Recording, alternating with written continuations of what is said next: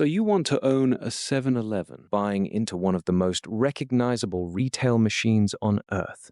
There are tens of thousands of stores worldwide, with more than 13,000 across the United States and Canada. But the brand does not mean easy money. A franchisee may hand roughly half of store gross profit to 7-Eleven before the real headaches begin. Today, we break down the costs, the split, and the 24/7 trap. On paper, a 7-Eleven looks like a machine built to collect small payments all day.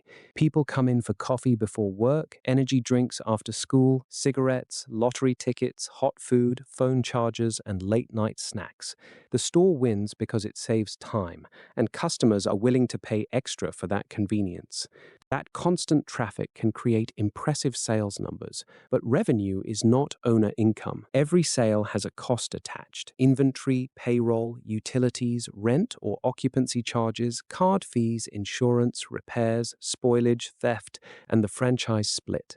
A store can ring up thousands of dollars in a day and still leave the operator fighting for a thin slice at the end. The bigger surprise is control. A franchisee is not simply buying a corner store with a famous sign. They are entering a system that decides many of the products, promotions, vendors, reporting rules, and operating standards. The brand brings customers in, but it also comes with obligations. And the first major shock arrives before the doors open: the cash required just to get into the business. The entry price for a 7-Eleven can be far higher than people expect because the franchise fee is tied to the specific store. A slower location with weaker history may require a much smaller fee, while a high-performing store in a strong market can demand high six figures and in rare cases even reach seven figures. That fee is not the same as buying a normal independent convenience store. In many traditional purchases, the buyer is acquiring the business, the equipment, the lease, the local supplier relationships, and sometimes the real estate. With 7-Eleven, the franchisee is usually buying the right to operate inside the system, while the company often owns or controls the building, major equipment, brand standards, and supply network. Then come the costs that are easier to underestimate. The new operator needs starting inventory on the shelves, cash in the registers, licenses and permits, insurance coverage, and enough working capital to survive the early weeks of payroll, shrinkage, spoiled food, and bills before the store's cash flow settles. Training may also involve travel, time away from other work, and personal living expenses before the store produces income. So the first financial test is not whether customers will show up. The brand already helps with that. The test is whether the prospective owner can put enough cash into the system before earning a single dollar. And once that money is paid, the next question becomes more important. When a customer buys a coffee, a sandwich, or a pack of gum, what does the franchisee actually get to keep? At the center of the 7-Eleven franchise model is a number that surprises many first-time buyers. The operator does not simply keep the store's profit after paying for products.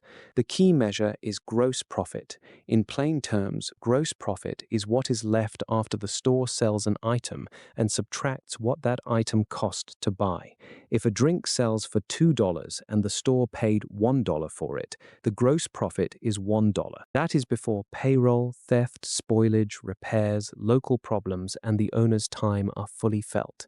In many 7-Eleven franchise arrangements, that gross profit is then split between the company and the franchisee. Reported splits often land around 52% to corporate and 48% to the operator, though the exact formula can vary by store and agreement. The company's large share is not random. 7-Eleven is providing the brand name, the store system, access to the building or lease structure in many cases, major equipment, distribution relationships, accounting infrastructure, training, and a tested operating model. The franchisee is stepping into a machine that already exists rather than building one from scratch, but the operator's share still has to carry a lot. From that portion, the store must support labor scheduling, local execution, manager attention, shrink, damaged goods, customer issues, and the owner's own income. So a busy 7-Eleven can produce impressive sales while still leaving the operator with a much narrower question. After the gross profit is cut, is the remaining share enough to justify the risk and workload? The money inside a 7-Eleven comes from a basket, not a single product. Cold drinks bring people to the cooler. Coffee brings morning traffic and strong repeat habits. Prepared foods like hot dogs, pizza slices, sandwiches, and taquitos can carry better margins, but they also create waste if the store guesses demand wrong. Snacks fill the gaps around those trips. Tobacco and nicotine products may drive loyal, frequent customers, but the margins can be thin and the rules are strict. Lottery tickets create traffic, even though the commission is usually small. Alcohol, where legal, can lift evening sales. Then there are the impulse items at the counter: gum, chargers, medicine, candy, and small add-ons that turn a quick stop into a slightly bigger ticket. Gasoline changes the traffic pattern, but it is not always the profit engine people imagine. A fuel pump may pull a driver onto the lot, but the store wants that driver to walk inside, because the coffee, drink, snack, or prepared food item can matter more to the operator than the gasoline sale itself. That is the basic convenience store equation. Small transactions have to happen constantly, quickly, and with extra items attached. One customer buys coffee, another adds a taquito, another grabs a drink, gum, and a lottery ticket. None of those baskets looks huge, but repeated hundreds or thousands of times, they become the store's revenue rhythm. The catch is that this rhythm is fragile. Shelves have to stay full. Hot food has to stay fresh, theft has to be watched, and the counter has to be staffed when customers arrive. That is where the business stops looking like passive ownership and starts looking like a lifestyle. A 7-Eleven franchisee does not just own a store, they inherit every hour on the clock. If an overnight cashier calls out sick at 10:30 at night, the problem does not wait until morning. Someone has to cover the register, receive deliveries, clean the coffee area, watch the cooler, and handle customers who may be tired, drunk, angry, or just impatient. If no one else picks up the phone, the owner may be the person behind the counter until sunrise. That schedule gets harder because convenience stores run on thin staffing. Many locations cannot afford layers of assistant managers for every shift, so the franchisee becomes the backup employee of last resort. A late bread delivery, a broken freezer, a clogged soda machine, a fuel pump issue, or a customer incident can pull them back into the store at any time. Labor makes the pressure worse. Turnover is high, training takes time, and wages have risen in many markets. The hardest shifts to fill are the ones the store most needs covered: nights, weekends, holidays, and early mornings. A new hire who quits after 2 weeks does not just create a hiring problem, it creates uncovered hours, more overtime, and more owner labor. This is the part of the business that rarely appears in franchise brochures. The store never closes, so the owner's responsibility never fully clocks out, and even when every shift is staffed, there is another leak in the model. Not every product that enters the building leaves through the register.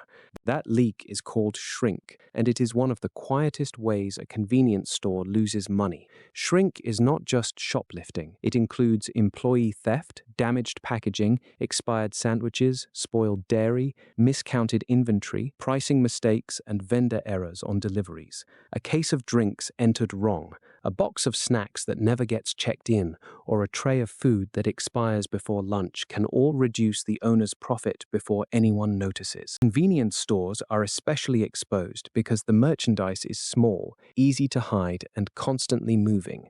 Cigarettes, energy drinks, medicine, phone chargers, and lottery-related items can carry real value in a tiny package.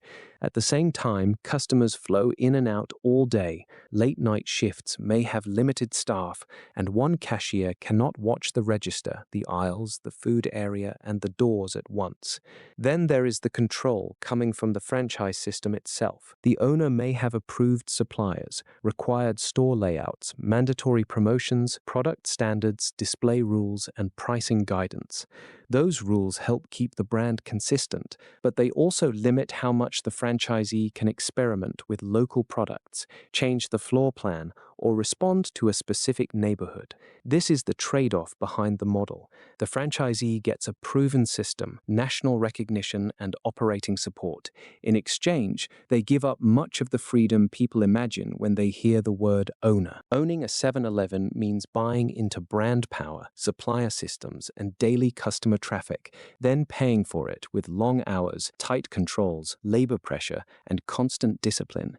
It can be a real business opportunity, but it is not passive income. Convenience stores survive on scale, speed, and execution. Thanks for watching. Comment below. Would you ever own one?